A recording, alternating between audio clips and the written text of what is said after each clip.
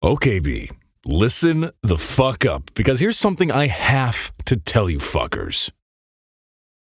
B. Me. B, a depressed and kissless 18-year-old virgin. I was bullied throughout my entire school years. I'm talking from kindergarten all the way through high school graduation. My grades were decent, but my parents were always complaining. Got grounded numerous times for bringing home a B grade for homework or tests. Every day, several times every day, I had suicidal thoughts. Never really did anything with those thoughts because I'm a gigantic pussy, but whatever. Never had any real friends. Definitely never loved by anyone either, not even sure about my parents. One day, I get beyond desperate and go onto fakku.dating.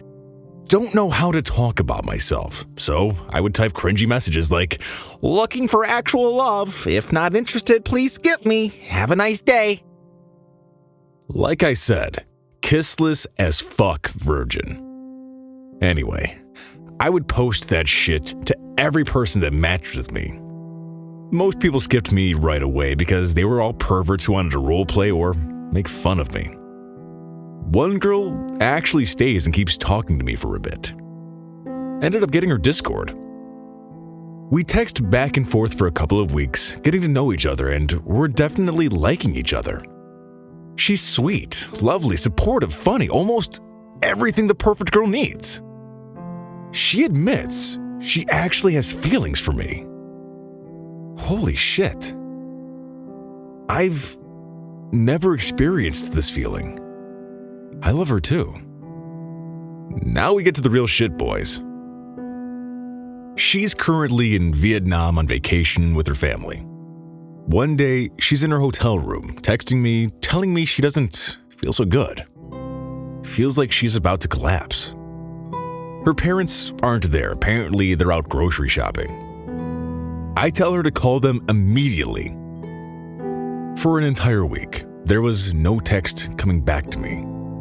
My Spurg mind starts worrying, thinking she was just trying to get rid of me by faking her death. After a week and a half of radio silence, I get a message back. I'm at the hospital, Anon. Apparently, it looks like I could die at any moment.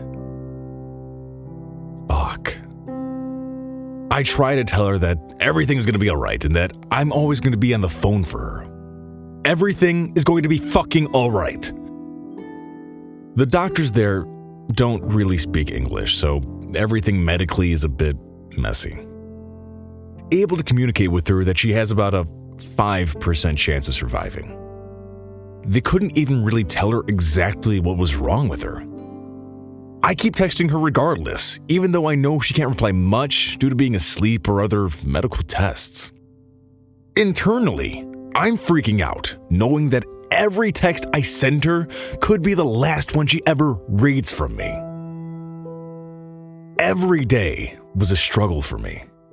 I couldn't focus on college, let alone any aspect of my actual life. Every minute is spent worrying about the girl that I love.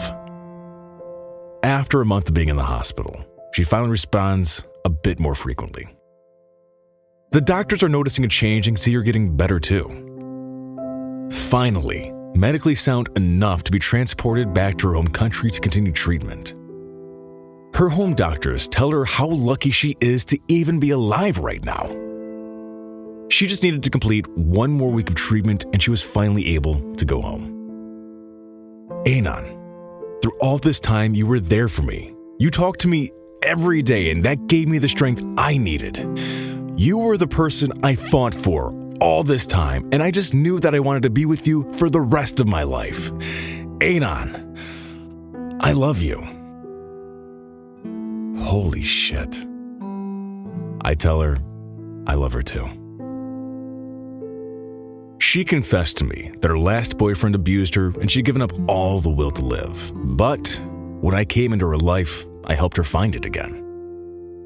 In that instant, I bought a plane ticket to finally visit and see her. School didn't matter, my parents didn't matter, only her. The next day, I hopped on the plane for a 5-hour flight to her. She was waiting for me at the airport. There's no way it's her. She's too beautiful. She looks at me, and we fall right into each other's arms. We kiss, and she tells me she loves me. Without hesitation, I tell her I love her too. So, yeah, that's basically it. No twists, no turns, fuck you. This isn't some bullshit drama movie where the protagonist loses at the end. And that's the story of how I met my wife.